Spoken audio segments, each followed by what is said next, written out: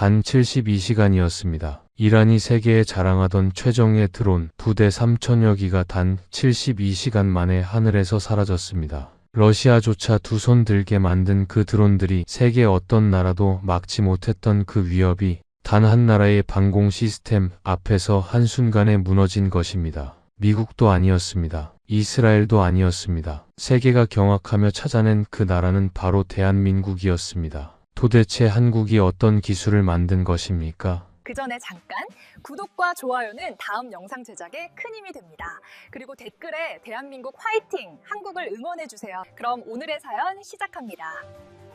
저는 브래드 콜린스입니다. 올해로 62살, 텍사스 오데사의 작은 목장 마을에서 태어나 19살에 미 공군에 자원 입대한 이후 지금까지 단 하루도 방공 기술 바깥에서 살아본 적이 없는 사람입니다. 오데사는 텍사스 서부의 거친 사막지대에 자리한 소도시입니다. 유전 노동자들과 목장 주인들이 모여 사는 그곳에서 저는 어릴 때부터 아버지의 낡은 트럭 라디오로 군사 뉴스를 들으며 자랐습니다. 아버지는 베트남전 참전 용사였습니다. 훈장을 받았지만 한 번도 자랑하지 않으셨습니다. 다른 참전 용사들이 술자리에서 무용담을 늘어놓을 때 아버지는 조용히 자리를 피했습니다. 아버지가 전쟁 이야기를 한 것은 제 기억에 딱 2번이었습니다. 한 번은 제가 12살이던 여름 목장 울타리를 고치다가 아버지의 왼쪽 손등에 남은 흉터 이야기를 꺼냈을 때였습니다. 아버지는 잠시 침묵하다가 말씀하셨습니다. 전쟁에서 배운 것이 하나 있다. 적을 두려워하지 않는 것이 용기가 아니야. 자기 자신이 틀렸다는 것을 인정할 수 있는 것이 용기다. 또 한 번은 제가 공군 입대를 결심했다고 말씀드린 날 저녁이었습니다. 아버지는 조용히 저를 바라보다가 말씀하셨습니다. 브래드, 진실은 내가 보고 싶은 것이 아니라 실제로 존재하는 것이다. 그것만 기억해라. 저는 그 두 가지 말을 가슴에 새기며 자랐고 그 말이 저를 공군으로 이끌었습니다. 제 삶의 두 개의 기둥이었습니다. 28년을 미 공군과 북대서양조약기구 방산 자문 현장에서 보냈습니다. 이라크 전장에서는 바그다드 북쪽 방공망 구축 작전에 직접 참여했습니다. 포탄 냄새가 가시지 않은 사막 한복판에서 레이더 화면을 들여다보며 밤을 새운 날이 셀 수도 없습니다. 타는 듯한 낮의 열기와 뼈를 애는 새벽의 한기가 교차하는 그 사막에서 저는 방공 기술이 단순한 공학이 아니라 사람의 생명을 지키는 일이라는 것을 뼛속 깊이 배웠습니다. 아프가니스탄에서는 드론 대응 전략 보고서를 미 국방부 역사상 처음으로 수석 집필했습니다. 그 보고서 한 권이 워싱턴 DC 방산 커뮤니티에서 제게 드론 킬러 전략의 아버지라는 별명을 붙여줬습니다. 조지타운 대학교에서 국제안보학 박사 학위를 받았고 랜드 연구소 선임연구원을 거쳐 지금은 북대서양조약기구 방산기술자문위원으로 활동하고 있습니다. 제 서재는 제 삶의 전부를 담고 있습니다. 책장 3칸을 빼곡히 채운 방공기술 분석 자료들, 벽에 걸린 세계 주요국 방공망 지도, 그리고 책상 위에 늘 놓여있는 3가지가 있습니다. 격추율 통계표, 전자전 간섭 데이터, 세계 주요국 방공 시스템 비교 도표. 저는 이 숫자들 속에서 진실을 찾아내는 사람입니다. 감정이나 애국심으로 포장된 주장은 제 책상 위에 올라올 자격이 없습니다. 숫자만이 진실을 말합니다. 그것이 제가 28년 동안 지켜온 단 하나의 원칙이었습니다. 그리고 저는 그 원칙 위에서 철저하게 믿었습니다. 방공 기술의 정점은 미국과 이스라엘 그리고 러시아라고. 그 외의 나라가 진정한 독자 방공 시스템을 개발한다는 주장은 방산 마케팅 부서에서 만들어낸 허상에 불과하다고. 특히 아시아, 특히 한국. 저는 한국 방산 기술에 대해 단 한 번도 진지하게 생각해 본 적이 없었습니다. 미국 기술을 라이선스 받아 조립하는 나라. 기술력이 아니라 근면함으로 버티는 나라. 방산 시장에서 가격 경쟁력으로 틈새를 파고드는 나라. 솔직히 말씀드리겠습니다. 그것이 제가 한국에 대해 알고 있다고 착각했던 전부였습니다. 그 착각이 깨지는 데는 불과 6달이 걸리지 않았습니다. 그리고 그 6달은 제 인생에서 가장 부끄럽고 동시에 가장 경이로운 시간이었습니다. 2024년 봄이었습니다. 워싱턴 DC의 4월은 포토맥 강변을 따라 벚꽃이 만발하는 계절입니다. 관광객들이 카메라를 들고 거리를 가득 메우고 스미스소니언 박물관 앞 잔디밭에는 아이들의 웃음소리가 넘쳐납니다. 봄볕이 따뜻하고 공기 속에는 꽃향기가 가득합니다. 누가 봐도 산책을 나가야 할 계절입니다. 하지만 그해 봄, 저는 그 풍경을 거의 보지 못했습니다. 제 눈은 매일 아침 6시부터 컴퓨터 화면에 고정되어 있었으니까요. 4월 14일 새벽, 이란이 이스라엘을 향해 탄도미사일과 순항미사일, 그리고 드론을 동시에 발사하는 사건이 벌어졌습니다. 총 330여 기에 달하는 무인기와 미사일이 이스라엘 영토를 향해 날아갔고, 세계는 숨을 죽이며 그 결과를 지켜봤습니다. 저는 그날 새벽 2시에 랜드 연구소 동료 마이클 스탠턴의 전화를 받고 서재 컴퓨터 앞에 앉았습니다. 마이클은 중동 방공 전략 전문가로 저와 15년을 함께 일한 동료입니다. 텍사스 출신의 직설적인 성격, 데이터 앞에서는 감정을 배제하는 원칙주의자라는 점에서 저와 매우 닮은 사람입니다. 그는 전화를 받자마자 말했습니다. 브래드, 화면 켜. 지금 중동이 불타고 있어. 그날 이후 저의 일상은 완전히 재편됐습니다. 매일 아침 6시에 기상에서 중동 전황 브리핑 자료를 검토하는 것으로 하루를 시작했습니다. 커피 한 잔을 손에 들고 화면을 열면 밤새 업데이트된 전황 보고서가 쌓여 있었습니다. 오전 10시에는 북대서양 조약기구 화상회의에 참석했고,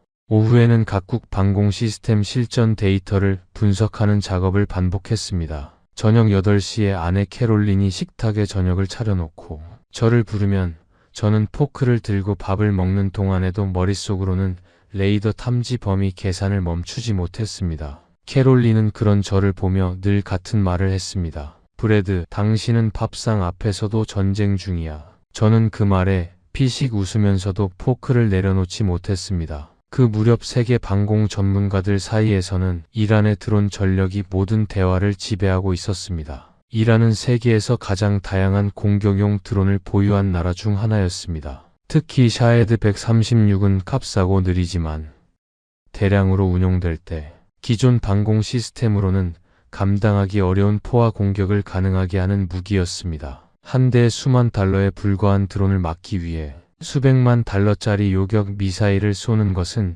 경제적으로도 전략적으로도 지속 불가능한 방식이었습니다. 저와 마이클을 비롯한 분석팀 안에서는 이 문제를 두고 격렬한 논쟁이 계속됐습니다. 저는 그 논쟁에서 미국과 이스라엘이 답을 찾아야 한다는 전제를 단 한 번도 의심하지 않았습니다. 그 즈음 랜드 연구소의 후배 연구원 제임스 박이 제 사무실에 두툼한 서류 뭉치를 올려놓으며 말했습니다. 브래드, 이거 한번 봐요. 한국 천궁이 방공 시스템 예비 분석 보고서인데 뭔가 이상한 부분이 있어요. 제임스 박은 한국계 미국인으로 레이더 기술 박사 학위를 갖고 있는 재능 있는 연구원이었습니다. 그는 한국어를 유창하게 했고 한국 방산 기술 동향을 꾸준히 추적해 왔습니다. 저는 서류를 집어 첫 페이지를 훑고 내려놨습니다. 제임스, 이건 판매용 브로셔 수준이야. 실전 검증도 없는 데이터잖아. 그런데 그날 밤 침대에 누웠을 때 이상하게도 그 서류의 숫자 몇 개가 머릿속에서 지워지지 않았습니다.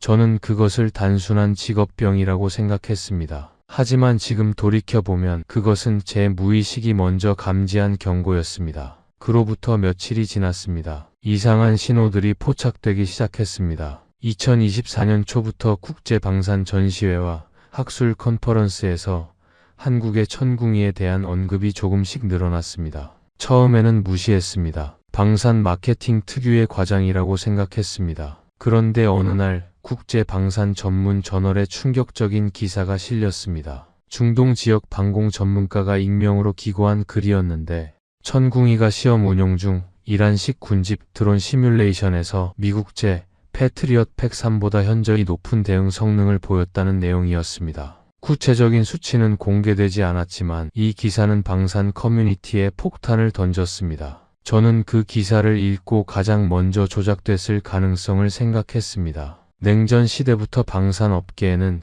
경쟁 시스템을 흠집내기 위한 허위 보고서가 넘쳐났으니까요.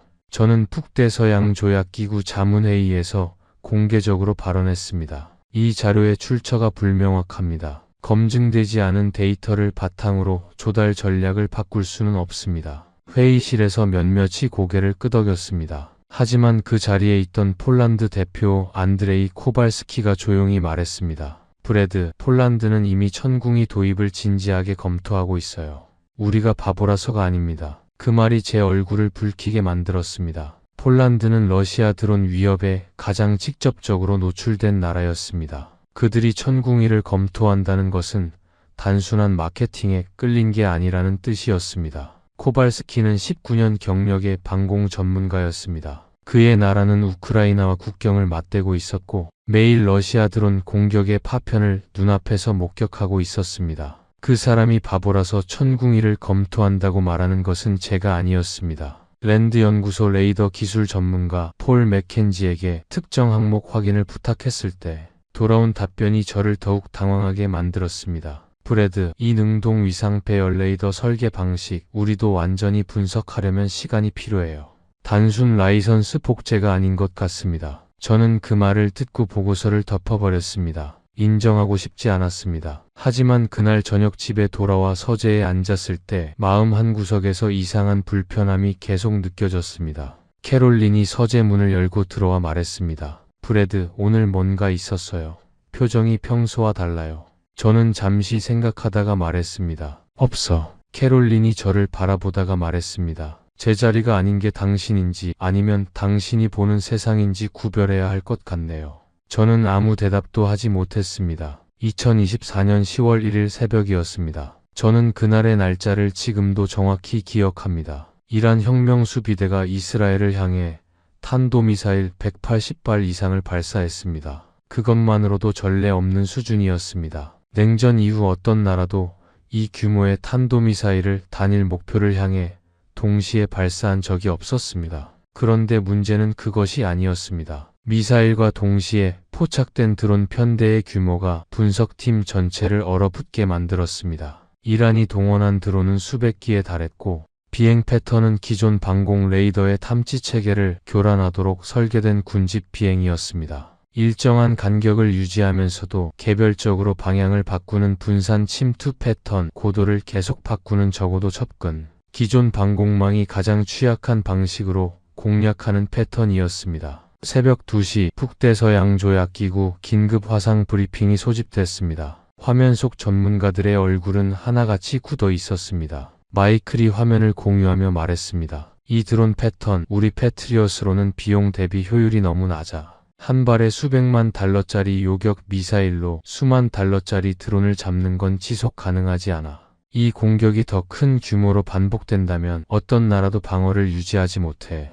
회의실이 무거운 침묵에 잠겼습니다. 저는 28년 넘게 방공 시스템을 연구해 왔지만 그 순간처럼 현재의 방공 체계로는 답이 없다는 공허함을 느껴본 적이 없었습니다. 가슴 한가운데가 텅 빈 것 같은 느낌이었습니다. 저는 전문가입니다. 그런데 그 전문가가 지금 답을 모르고 있었습니다. 그때 화면 한쪽에서 제임스 박이 조용히 말했습니다. 한국의 천궁이가 이 문제에 대한 답을 갖고 있다는 보고서가 최근 나왔습니다. 군집 드론 동시 교전 능력과 요격 비용 구조 면에서 기존 서방 시스템과 다른 접근법을 취하고 있습니다. 저는 처음엔 콧방귀를 뀌었습니다. 그때까지도 제 안에 자리 잡은 편견이 얼마나 깊었는지 모를 일입니다. 하지만 심장이 이상하게 빠르게 뛰기 시작했습니다. 브리핑이 끝난 뒤 새벽 4시 워싱턴 DC의 거리가 쥐죽은 듯 고요하던 그 시각, 저는 처음으로 제임스에게 문자를 보냈습니다. 보내봐. 그것은 단 2글자짜리 문자 메시지였습니다. 하지만 저는 지금도 그 순간이 제 인생의 결정적인 분기점이었다고 생각합니다.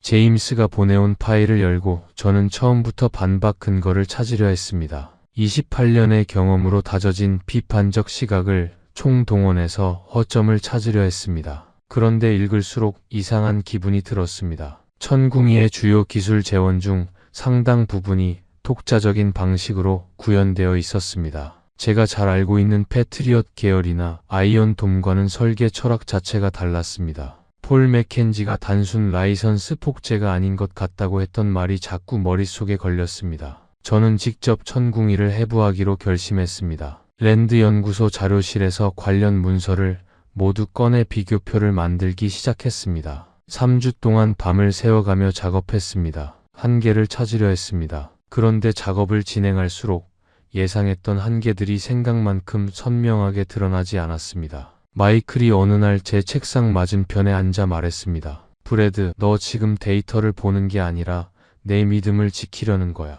내가 보기엔 내가 한국 기술의 약점을 찾고 싶어서 이 작업을 하는 거지 진짜 평가를 하려는 게 아니야. 그 말이 비수처럼 꽂혔습니다. 저는 반박하려 했습니다. 하지만 입이 열리지 않았습니다. 그날 밤 저는 잠을 이루지 못했습니다. 새벽 2시, 3시, 4시 시계 초침 소리가 서재의 정적을 규칙적으로 두드렸습니다. 저는 일어나 서재에 앉아 아버지의 글귀가 담긴 낡은 수첩을 꺼냈습니다. 진실은 내가 보고 싶은 것이 아니라 실제로 존재하는 것이다. 저는 28년 동안 그 말을 신조로 삼는다고 했지만 실제로는 지키지 못하고 있었습니다. 한국 방산 기술이 형편없다고 미리 결론을 내려놓고 데이터를 끼워 맞추려 했던 것입니다. 그 깨달음은 분노와 함께 왔습니다. 자신을 향한 분노였습니다. 나는 왜 한국 기술을 처음부터 무시했을까? 이유를 솔직하게 들여다보면 단 하나였습니다. 아시아 방산이라는 이유로, 미국이 아니라는 이유로. 그것이 전부였습니다. 이라크 전장에서 함께 임무를 수행했던 한국군 장교 박준혁 소령이 떠올랐습니다. 그는 항상 조용하고 분석적이었으며 저보다 훨씬 치밀하게 상황을 파악했습니다. 어느 날 밤 초소에서 경계를 함께 서다가 박준혁이 말했습니다. 콜린스 대위, 우리는 항상 더 많이 준비합니다. 우리나라는 언제나 불리한 조건에서 싸워왔으니까요. 저는 그때 그 말을 가볍게 흘려들었습니다. 예외적으로 유능한 개인이 하는 겸손한 말 정도로 여겼습니다. 그것이 편견이었다는 것을 저는 20년 만에 깨닫고 있었습니다. 서재 창밖으로 워싱턴 DC의 새벽이 조금씩 밝아오고 있었습니다. 포토맥 강 위로 이른 안개가 깔려 있었습니다. 저는 수첩을 덮고 생각했습니다. 보고서만으로는 안 된다. 직접 가야 한다. 새벽 4시, 저는 제임스 박에게 문자를 보냈습니다. 천궁이 현장 검증 방법이 있어? 제임스의 답장은 아침 6시에 왔습니다. 방법이 있어요. 한국방위산업진흥회 국제협력팀장 김정호 씨와 연락이 닿아요. 서울에서 실제 시스템 브리핑 기회를 주선해 줄 수 있대요. 저는 잠시 망설였습니다. 서울. 그 도시는 제게 완전히 낯선 곳이었습니다. 28년의 경력 동안 저는 중동을 수십 번 오갔고 유럽 각국을 누볐지만 한국은 단 한 번도 제 일정표에 오른 적이 없었습니다. 그 사실 자체가 제 편견의 증거였습니다. 제임스가 덧붙였습니다. 김정호 씨는 방산 기술 관료가 아니에요. 천궁이 레이더 시스템 핵심 개발팀 출신 엔지니어입니다. 당신이 궁금해하는 질문에 답할 수 있는 사람이에요. 저는 그 말에 자리에서 일어섰습니다. 데이터를 직접 만든 사람, 그게 제가 만나야 할 사람이었습니다. 2024년 11월 초 저는 생애 처음으로 서울행 비행기에 올랐습니다. 덜레스 국제공항 탑승구에서 비행기를 기다리며 저는 수첩을 꺼내 확인해야 할 질문 목록을 작성했습니다. 질문이 하나, 둘, 셋 계속 적어나가다 보니 15개를 넘어갔습니다. 14시간을 날아가는 동안 저는 잠을 자지 않았습니다. 창밖으로 태평양의 밤이 끝없이 펼쳐졌습니다. 저는 그 어둠 속에서 수첩을 들여다보며 생각했습니다. 내가 이 여행에서 발견할 것은 무엇일까? 약점을 찾을 것인가? 아니면 내가 모르고 있던 무언가와 마주칠 것인가? 인천공항에 착륙했을 때 현지 시각으로 오후 5시였습니다. 공항 입국장을 나서자 수많은 사람들이 보였습니다. 그 속에서 이름이 적힌 작은 팻말을 들고 조용하고 단정하게 기다리고 있던 중년 남성 김정호가 눈에 들어왔습니다. 그는 악수를 청하며 말했습니다. 콜린스 박사님, 실망시키지 않겠습니다. 그 말투에는 허세가 없었습니다. 과장도 없었습니다. 단지 담담하고 확신에 찬 목소리였습니다. 28년 경력의 직감이 말해줬습니다. 이 사람은 진심이다. 서울에서의 첫날 밤, 저는 김정호와 강남의 한 조용한 식당에서 삼겹살을 구워 먹으며 긴 대화를 나눴습니다. 그것이 제 생애 첫 삼겹살이었습니다. 기름이 지글거리는 소리가 대화 사이사이를 채웠습니다. 김정호는 능숙하게 고기를 뒤집으며 말했습니다. 박사님, 직접 오셨다는 것이 저는 기쁩니다. 보고서만 보는 것과 현장을 보는 것은 다르니까요. 저는 그 말에 고개를 끄덕였습니다. 그리고 물었습니다. 한국 방산 기술이 어디서 시작됐습니까? 김정호가 잠시 생각하다가 말했습니다. 아무것도 없는 데서 시작했습니다. 우리 아버지 세대 엔지니어들은 설계도 한 장 없이 시작했어요. 도면을 구할 수 없으면 직접 만들었습니다. 서방 국가들은 핵심 기술을 공유해주지 않았어요. 당연한 일이었죠. 경쟁자에게 기술을 줄 이유가 없으니까요. 그러니 만들어야 했습니다. 실패하면 다시 만들었습니다. 그 실패들이 쌓여서 지금의 천궁이가 된 겁니다. 저는 그 말을 듣고 포크를 내려놨습니다. 자신도 모르게 몸이 앞으로 기울었습니다. 뭔가 묵직한 것이 가슴에 내려앉는 느낌이었습니다. 다음 날부터 저는 본격적인 검증 계획을 세웠습니다. 호텔 방에서 질문 목록을 다시 꺼내 가장 중요한 것부터 순서를 재배치했습니다. 숫자를 확인하는 것, 레이더 설계 철학을 이해하는 것, 그리고 실패와 극복의 과정을 직접 듣는 것. 그 세 가지가 핵심이었습니다. 기술 브리핑은 사흘에 걸쳐 진행됐습니다. 연구소는 화려하지 않았습니다. 서울 외곽의 산업단지 한켠에 자리 잡은 콘크리트 건물이었습니다. 로비에는 화려한 조형물도 없었고 대형 스크린도 없었습니다. 입구에 작은 현판 하나만 붙어 있었습니다. 과시가 없었습니다. 저는 그것이 마음에 들었습니다. 진짜 일하는 사람들의 공간이었습니다. 브리핑 룸에는 천궁이 개발팀의 핵심 엔지니어 6명이 기다리고 있었습니다. 그들의 평균 나이는 저와 비슷했습니다. 40대 중반에서 50대 초반. 눈가에 주름이 있었고 손은 오랜 기간 키보드와 실험 장비를 다뤄온 사람의 손이었습니다. 그들의 얼굴에서 공통된 것이 보였습니다. 자부심이었습니다. 그런데 그것은 영업용 자부심이 아니었습니다. 자신이 만든 것에 대한 조용하고 단단한 자부심이었습니다. 보여주기 위한 자부심이 아니라 알고 있는 자의 자부심이었습니다. 수석 엔지니어 이상훈이 브리핑을 시작했습니다. 저희가 처음 레이더 설계를 시작했을 때 가장 먼저 한 질문은 이것이었습니다. 우리는 어떤 위협을 막아야 하는가? 저는 펜을 들었습니다. 그래서 그 답이 무엇이었습니까?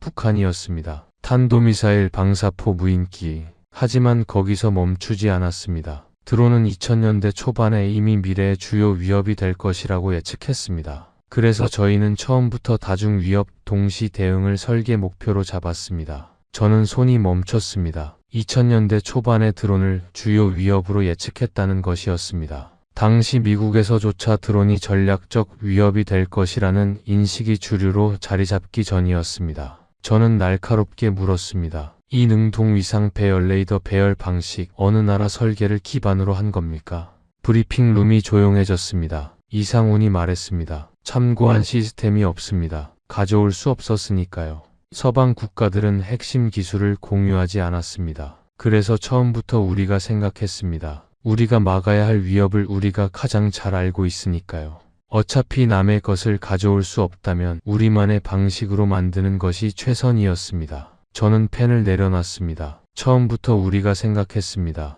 그 문장이 브리핑룸의 공기를 바꿔놓는 것 같았습니다. 방산 기술 개발에서 참고 시스템 없이 독자적으로 설계했다는 것은 업계에서 거의 불가능에 가까운 일로 여겨집니다. 모든 나라가 누군가의 기술을 기반으로 발전시킵니다. 한국은 그 네트워크의 바깥에 있었기 때문에 역설적으로 완전히 독자적인 길을 걸을 수밖에 없었다는 것이었습니다. 그 불리함이 오히려 독창성의 씨앗이 됐다는 것을 저는 그 역설을 브리핑룸에서 처음으로 이해했습니다. 둘째 날에는 실제 운용 데이터가 담긴 바인더들이 책상을 가득 채웠습니다. 2015년부터 2023년까지 8년치 데이터였습니다. 저는 각 항목을 꼼꼼히 읽으며 패트리엇 팩3의 공개 재원과 직접 비교했습니다. 탐지거리, 추적 표적수, 동시교전 능력, 고도 범위. 항목 하나하나를 넘길 때마다 제가 예상했던 것과 다른 숫자들이 나타났습니다. 특히 군집 드론, 동시교전 시험 데이터 그래프에서 저는 숨이 짧아졌습니다. 표적수가 늘어남에 따라 성공률이 떨어지는 기울기가 제가 예상한 것보다 훨씬 완만했습니다. 더 많은 드론을 동시에 대응하면서도 성공률이 크게 저하되지 않는다는 것이었습니다. 아랍에미리트 운용 데이터에서는 극한 사막 환경에서의 시스템 가동률을 확인했습니다. 낮 기온이 섭씨 47도를 넘나드는 환경에서도 전자장비가 안정적으로 작동했다는 것이었습니다. 아랍에미리트 운용팀장의 평가서도 함께 첨부되어 있었습니다. 그 평가서에는 이런 문장이 있었습니다. 우리는 다양한 나라의 방공 시스템을 운용해 봤지만 이런 정확도는 처음이다. 한국의 기술력은 최고다. 저는 바인더를 내려놓고 눈을 감았습니다. 이것은 단순한 숫자가 아니었습니다. 신뢰였습니다. 실전 환경에서 시스템을 운용한 사람의 언어로 쓰인 신뢰였습니다. 그것은 마케팅 브로셔가 흉내낼 수 없는 것이었습니다. 셋째 날, 이상훈이 개발 과정에서 가장 어려웠던 순간을 들려줬습니다. 그의 목소리가 조금 낮아졌습니다. 2009년이었습니다. 예산이 삭감되어 개발팀 인원이 31명에서 14명으로 줄었습니다. 사무실 임대료가 밀렸습니다. 전기료가 밀려 연구소 전등이 꺼졌습니다. 그때 누군가가 집에서 손전등을 가져왔습니다. 우리는 손전등을 켜고 계속 일했습니다. 포기할 이유가 충분했습니다. 하지만 그 누구도 나가지 않았습니다. 왜냐하면 이것이 완성되지 않으면 우리나라를 지킬 수 없다는 것을 알고 있었으니까요. 브리핑 룸이 조용해졌습니다. 저는 펜을 들고 있었지만 아무것도 적지 않았습니다. 그리고 2017년에는 치명적인 오류를 발견했습니다. 발표 일정이 1년도 채 남지 않은 시점이었습니다. 모두가 지쳐 있었고 모두가 완성을 원했습니다. 하지만 우리는 발표 일정을 1년 연기하고 처음부터 다시 했습니다. 이유는 하나였습니다. 오류가 있는 시스템을 현장에 배치하면 사람이 죽기 때문이었습니다. 돈이 아니었습니다. 명예가 아니었습니다. 사람이었습니다. 저는 클립보드를 내려놓고 브리핑룸에 앉아있는 6명의 얼굴을 천천히 바라봤습니다. 이 사람들이 만든 것은 단순한 방공 시스템이 아니었습니다. 신념이었습니다. 포기하지 않는다는 신념, 속이지 않는다는 신념.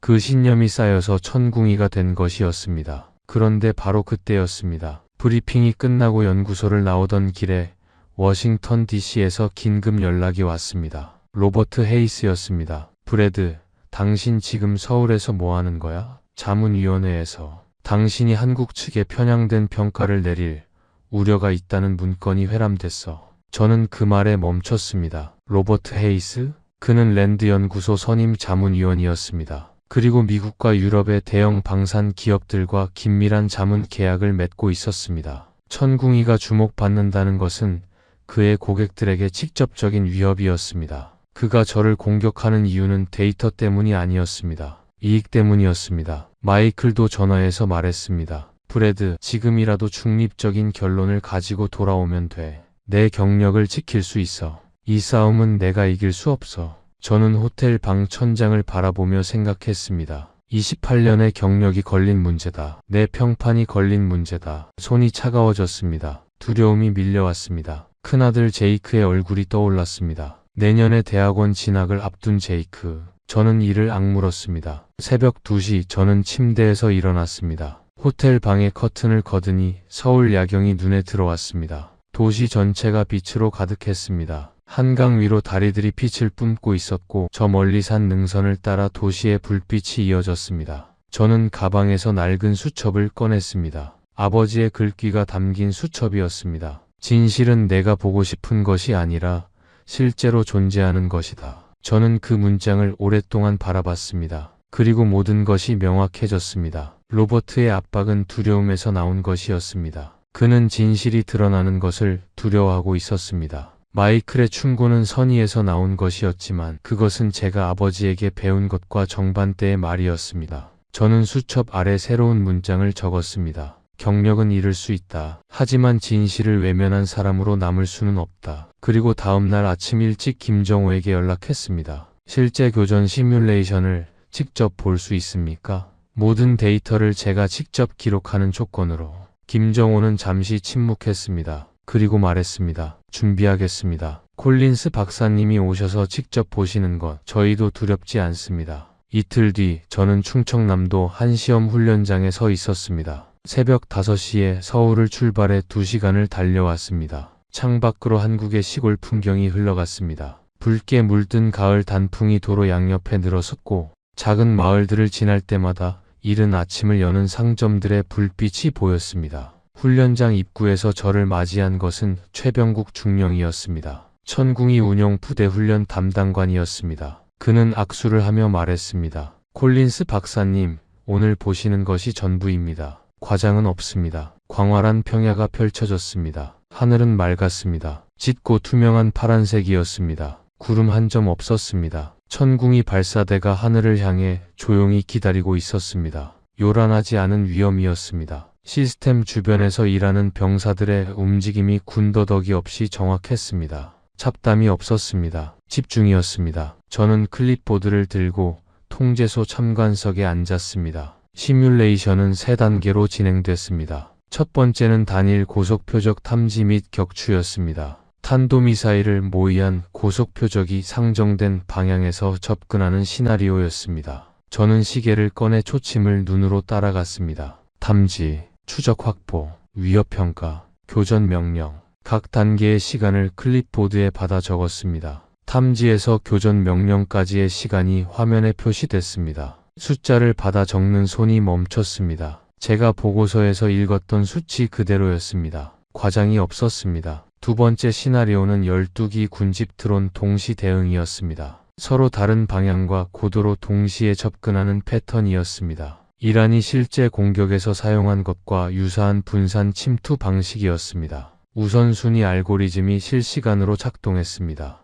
위협도, 속도, 방향, 보호 대상까지의 거리를 계산해서 교전 순서를 결정했습니다. 교전이 시작됐습니다. 저는 숨을 참았습니다. 결과가 화면에 표시됐습니다. 저는 그 숫자를 3번 확인했습니다. 손이 잠깐 떨렸습니다. 세 번째 시나리오는 복합 위협이었습니다. 탄도미사일과 군집 드론이 동시에 접근하는 상황이었습니다. 이것이 가장 어려운 시나리오였습니다. 고속표적과 저속표적을 동시에 처리해야 했고 우선순위 판단이 복잡해지는 상황이었습니다. 시스템은 흔들리지 않았습니다. 결과가 나왔습니다. 저는 마지막 숫자를 적고 나서 펜을 내려놨습니다. 원본 로그 파일을 요청해 직접 대조했습니다. 보고서의 수치, 오늘 시연의 수치, 로그 파일의 수치 완벽하게 일치했습니다. 저는 자리에서 일어나 통제소 문을 열고 밖으로 나왔습니다. 충청도의 차가운 11월 공기가 얼굴을 감쌌습니다. 저는 하늘을 올려다봤습니다. 파란 가을 하늘이 눈에 가득 들어왔습니다. 눈물이 났습니다. 처음에는 당황했습니다. 저는 울지 않는 사람이었습니다. 이라크 전장에서도 아버지의 장례식에서도 저는 울지 않았습니다. 그런데 지금 충청도 훈련장 하늘 아래서 눈물이 흘렀습니다. 부끄러움이었습니다. 그리고 경이로움이었습니다. 어떻게 이것이 가능한가? 어떻게 이 나라가 전쟁의 잿더미에서 불과 70년 만에 설계도 한 장 없이 시작해서 손전등을 켜고 일하면서 김정우가 아무 말 없이 제 어깨에 손을 얹었습니다. 가볍고 조용한 손길이었습니다. 그것으로 충분했습니다. 그는 잠시 후 말했습니다. 우리 아버지도 엔지니어였습니다. 1970년대 방산 연구소에서 일하셨어요. 저녁에 집에 늦게 오시면 어머니가 왜 이렇게 늦었냐고 물으셨는데 아버지는 항상 같은 말을 하셨습니다. 우리나라를 지켜야 하니까. 그 아버지 세대가 심어놓은 씨앗이 지금의 천궁이입니다. 저는 눈물을 닦았습니다. 닦아도 계속 흘렀습니다. 저는 클립보드를 들었습니다. 그리고 맨 위에 날짜를 적었습니다. 2024년 11월 충청남도. 이것이 시작이다. 워싱턴 DC로 돌아온 비행기 안에서 저는 보고서를 쓰기 시작했습니다. 14시간의 비행 내내 멈추지 않았습니다. 제목이 먼저 나왔습니다. 한국 천궁이 방공 시스템의 실전 역량 평가, 새로운 방공 표준의 가능성. 저는 제가 직접 기록한 클립보드의 수치들을 기반으로 데이터를 정리했습니다. 브리핑 룸에서 들은 이야기들, 로그 파일에서 확인한 수치들, 그리고 충청도 하늘 아래서 제 눈으로 본 것들을 담았습니다. 랜드 연구소에 도착해 보고서를 제출했습니다. 로버트 헤이스가 제 사무실 문을 닫고 말했습니다. 브래드, 이거 제출하면 당신 자리 없어져. 저는 그를 바라보며 말했습니다. 로버트, 데이터는 거짓말을 하지 않습니다. 그건 내가 28년 동안 지킨 원칙이에요. 로버트의 얼굴에서 저는 처음으로 다른 것을 봤습니다. 두려움이었습니다. 그는 진실이 드러나는 것을 두려워하고 있었습니다. 그는 아무 말 없이 사무실을 나갔습니다. 보고서는 이틀 만에 북대서양 조약기구 자문 채널에 공유됐고 일주일 만에 유럽 방산 전문 매체들이 인용하기 시작했습니다. 폴란드 대표 코발스키가 전화했습니다. 브래드, 우리가 맞았죠? 저는 웃으며 말했습니다. 코발스키, 당신이 맞았습니다. 내가 틀렸습니다. 방산 커뮤니티에서 반응은 폭발적이었습니다. 회의론자들이 저를 공격했습니다. 하지만 제가 제시한 데이터들 앞에서 그들의 반박은 힘을 잃었습니다. 숫자는 거짓말을 하지 않으니까요. 로버트 헤이스는 결국 자문위원회에 제출했던 문건을 공식적으로 철회했습니다. 폭도에서 마주친 로버트가 낮은 목소리로 말했습니다. 잘했어. 그것이 전부였습니다. 짧은 말이었지만 저는 그 안에 담긴 것들을 이해했습니다. 이상훈 팀장에게서 짧은 메일이 왔습니다. 손전등을 켜고 일했던 그 밤들이 헛되지 않았다는 것을 알게 됐습니다. 저는 그 메일 앞에서 한참을 앉아 있었습니다. 답장을 보냈습니다. 이상훈 팀장님, 감사해야 할 사람은 저입니다. 당신들이 손전등을 켜고 일한 덕분에 저는 28년 만에 처음으로 진짜 방공 기술이 무엇인지 배웠습니다. 그리고 제 아버지가 가르쳐 주신 것을 다시 기억했습니다. 진심으로 감사합니다. 보고서가 세상에 나온 뒤 한 달이 지나면서 세상이 빠르게 움직였습니다. 폴란드 정부가 천궁이 도입 검토를 공식화했습니다. 협상 속도가 예상보다 빨랐습니다. 폴란드에게는 이론이 아니라 생존의 문제였기 때문입니다. 코발스키가 협상 중에 저에게 연락해서 말했습니다. 협상장에서 한국 측 엔지니어들이 폴란드 겨울 기온, 강설량, 지형 특성, 러시아 드론의 예상 비행 루트까지 다 정리해서 왔어요. 우리가 묻기도 전에 저는 웃었습니다. 김정호가 했던 말이 떠올랐습니다. 우리는 항상 더 많이 준비합니다. 독일 프라운호퍼 연구소가 공식 채널에서 한국 천궁이 기술 협력 가능성 검토 필요라는 문장을 올렸습니다. 역사상 처음으로 독일이 아시아 방산 기술 협력을 공식 의제로 채택한 것이었습니다. 독일 방산 업계는 세계에서 가장 자존심이 강한 집단 중 하나입니다. 그 독일이 먼저 손을 내밀었습니다. 사우디아라비아 방공 담당 장성이 랜드 연구소를 방문해 저와 1시간 동안 이야기를 나눴습니다. 중동에서 가장 큰 방산 시장이 한국을 향하고 있었습니다. 영국 제인 스티펜스 위클리가 단독 기사를 냈습니다. 루마니아 방공 장교가 컨퍼런스 폭도에서 저에게 말했습니다. 브래드 박사님, 우리도 직접 가보겠습니다. 서울에 브뤼셀 북대서양조약기구 방산기술연례 컨퍼런스에서 저는 단상에 섰습니다. 수백 명의 방산 전문가들이 자리를 채웠습니다. 저는 잠시 그들을 바라봤습니다. 그리고 천천히 입을 열었습니다. 저는 28년 동안 방공 기술의 정점은 미국과 이스라엘이라고 믿었습니다. 그리고 그 믿음이 틀렸다는 것을 증명하는 데 28년이 걸렸습니다. 홀이 조용해졌습니다. 저는 손전등 이야기를 했습니다. 14명 이야기를 했습니다. 1년 연기 이야기를 했습니다. 충청도 하늘 아래서 눈물을 흘린 이야기를 했습니다. 강연이 끝났을 때 청중이 일어섰습니다. 기립박수였습니다. 저는 그것이 저를 향한 것이 아니라는 것을 알았습니다. 손전등을 켜고 일한 사람들을 향한 것이었습니다. 아버지 세대의 씨앗 위에 천궁이를 만들어낸 사람들을 향한 것이었습니다. 눈물이 흘렀습니다. 저는 더 이상 닦지 않았습니다. 2025년이 됐습니다. 저의 일상은 달라졌습니다. 가장 크게 달라진 것은 책상 위의 도표였습니다. 세계 주요국 방공 시스템 비교 도표에 새로운 칸이 생겼고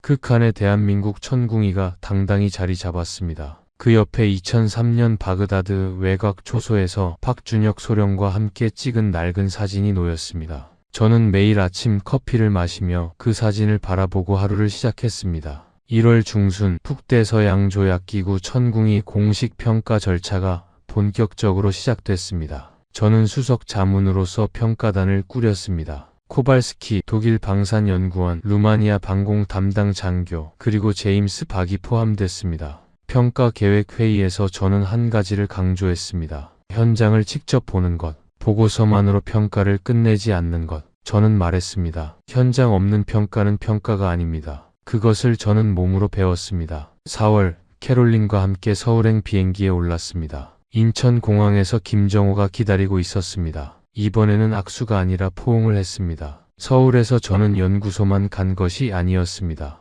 경복궁을 걷고 광장시장에서 빈대떡을 먹고 한강에서 자전거를 탔습니다. 캐롤린이 한강 벤치에 앉아 말했습니다. 브래드, 당신이 서울에서 본 것은 기술이 아니었군요.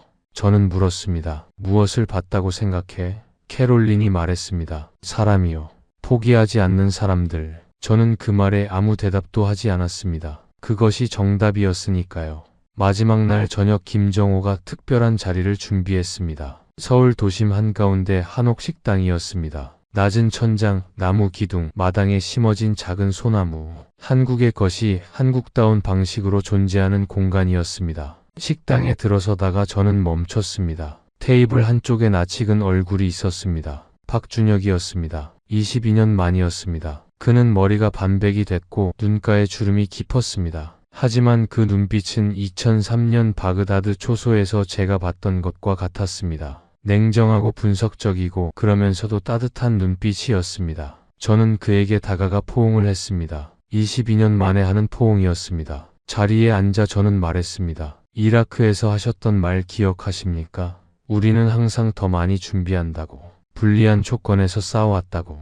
박준혁이 고개를 끄덕였습니다. 저는 말했습니다. 그 말이 맞았습니다. 이제야 이해했습니다. 20년이나 늦었습니다. 박준혁이 조용히 웃었습니다. 감사합니다. 좀 늦었지만요. 식탁에서 웃음이 터졌습니다. 저도 웃었습니다. 눈가가 촉촉해졌습니다. 저는 그것을 숨기지 않았습니다. 이 이야기를 여러분께 전하기로 결심한 것은 어느 봄날 아침이었습니다. 포토맥 강변에 벚꽃이 피어 있던 날, 저는 서재에서 커피를 마시다가 생각했습니다. 이 이야기를 혼자 갖고 있으면 안 된다. 세상에 내놓아야 한다. 왜냐하면 이것은 단순히 방공 시스템에 관한 이야기가 아니기 때문입니다. 이것은 우리가 얼마나 깊은 편견 속에 살고 있는지에 관한 이야기입니다. 그리고 그 편견을 깨는데 현장이 얼마나 중요한지에 관한 이야기입니다. 저 브래드 콜린스는 28년 동안 데이터를 믿는다고 말했지만 실제로는 제 편견을 믿고 있었습니다. 한국 방산 기술을 단 한 번도 진지하게 바라보지 않았습니다.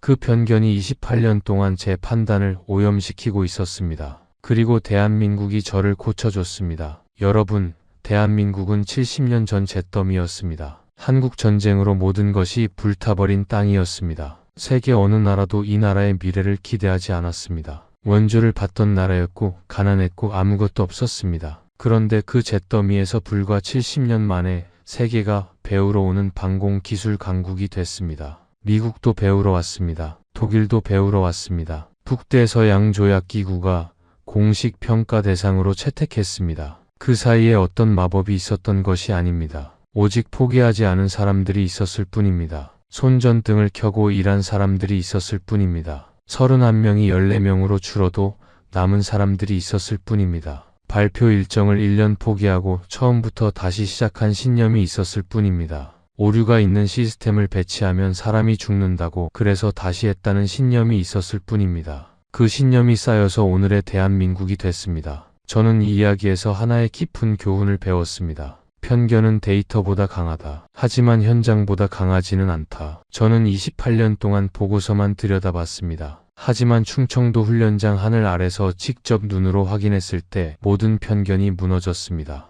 우리가 누군가를 혹은 무언가를 평가할 때 미리 결론을 내려놓고 증거를 끼워 맞추는 것은 얼마나 쉬운 일인지 모릅니다. 하지만 그것은 평가가 아닙니다. 그것은 자기 자신을 지키려는 두려움입니다. 진짜 용기는 자기 자신이 틀렸다는 것을 인정하는 것입니다. 그 용기가 진실로 가는 문을 열어줍니다. 아버지가 말씀하셨던 그대로였습니다. 저는 또 하나를 배웠습니다. 불리한 조건이 핑계가 될 수 없다는 것을. 한국은 시작부터 불리했습니다. 설계도가 없었고 기술도 없었으며 참고할 시스템도 없었습니다. 서방 국가들은 핵심 기술을 공유해주지 않았습니다. 예산이 삭감됐고 전등이 꺼졌습니다. 하지만 그 불리함이 오히려 한국을 독창적으로 만들었습니다. 남의 것을 가져올 수 없으니 처음부터 자기 것을 만들었습니다. 그리고 그 자기 것이 세계 최고가 됐습니다. 불리한 조건이 사람을 무너뜨리는 것이 아닙니다. 불리한 조건을 핑계로 삼는 마음이 사람을 무너뜨리는 것입니다. 한국은 핑계를 대지 않았습니다. 그냥 했습니다. 그 정신이 바로 이 나라를 일으킨 여러분의 아버님 세대의 정신과 같은 것이었습니다. 세 번째 교훈은 가장 작고 가장 컸습니다.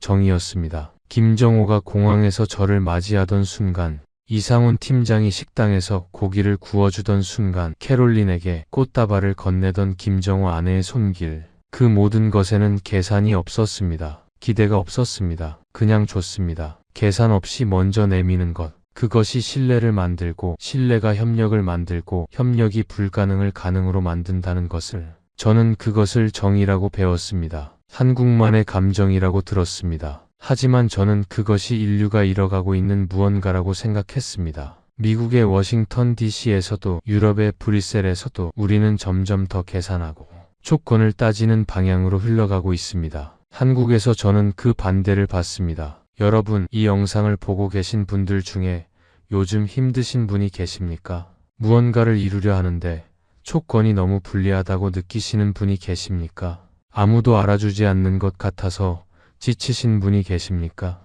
저는 그분들께 충청도 훈련장 하늘 아래서 제가 봤던 것을 전하고 싶습니다. 손전등을 켜고 일한 사람들이 만든 시스템이 세계를 바꿨습니다. 아무도 알아주지 않던 시절에 포기하지 않은 사람들이 역사를 만들었습니다. 여러분의 아버님 세대가 그렇게 이 나라를 만들었습니다. 전쟁의 폐허 위에서 아무것도 없는 곳에서 오직 포기하지 않는 의지로 이 나라를 세웠습니다. 그 나라 위에서 지금 우리가 살고 있습니다. 여러분께 부탁드리고 싶습니다. 여러분 주변에 손전등을 켜고 일하는 사람이 있습니까? 아무도 알아주지 않아도 자기 자리에서 포기하지 않는 사람이 있습니까? 그 사람에게 오늘 말해 주십시오. 당신이 하는 일이 헛되지 않다고, 언젠가 세상이 알게 될 것이라고.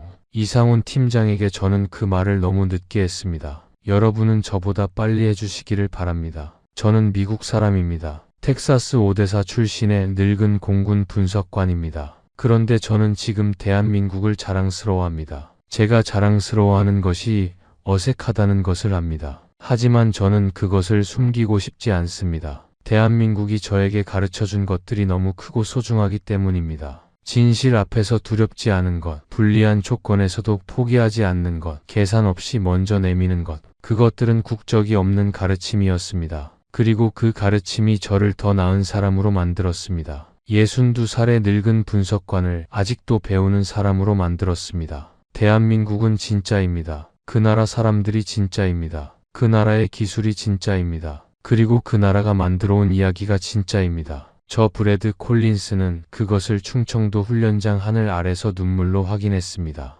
데이터가 거짓말을 하지 않았습니다. 숫자는 처음부터 진실을 말하고 있었습니다. 제가 늦게 들었을 뿐이었습니다. 이란 드론 전력이 무너진 그날 이후 세계는 새로운 방공의 시대로 들어서고 있습니다. 그리고 그 새로운 시대의 표준을 만든 나라가 대한민국입니다. 70년 전 잿더미에서 설계도 한 장 없이 손전등을 켜고 일하면서 발표 일정을 포기하고 처음부터 다시 하면서 그 모든 과정이 쌓여서 오늘의 천궁이가 됐습니다. 그리고 오늘의 대한민국이 됐습니다. 여러분, 오늘 이 긴 이야기를 끝까지 함께 해주셔서 진심으로 감사드립니다. 이 이야기가 여러분의 가슴에 조금이라도 닿았다면 좋아요 버튼을 눌러주십시오. 그리고 구독 버튼을 눌러주신다면 앞으로도 이런 감동적인 이야기들을 함께 나눌 수 있습니다. 여러분의 아버님께 이 나라를 일으키신 그 세대에게 이 영상을 공유해 주십시오. 그분들이 만들어온 대한민국이 얼마나 위대한지를 함께 기억하는 시간이 됐으면 합니다. 댓글로 여러분의 이야기를 들려주십시오. 여러분 주변에도 손전등을 켜고 일하는 사람이 있습니까? 아무도 알아주지 않아도 포기하지 않는 사람이 있습니까? 그 이야기를 나눠주신다면 그것이 또 다른 누군가에게 힘이 될 것입니다. 저는 지금도 배우고 있습니다. 62살의 늙은 공군 분석관이 서울에서 배운 것들을 아직도 소화하고 있습니다. 진실은 나이와 경력을 가리지 않는다는 것을, 편견을 버리기에 늦은 때는 없다는 것을, 그리고 세상에서 가장 위대한 것은 포기하지 않는 사람의 마음이라는 것을 대한민국이 저를 가르쳤습니다. 진심으로 감사합니다. 오늘 긴 시간 함께 해주신 모든 분들께 깊이 감사드립니다.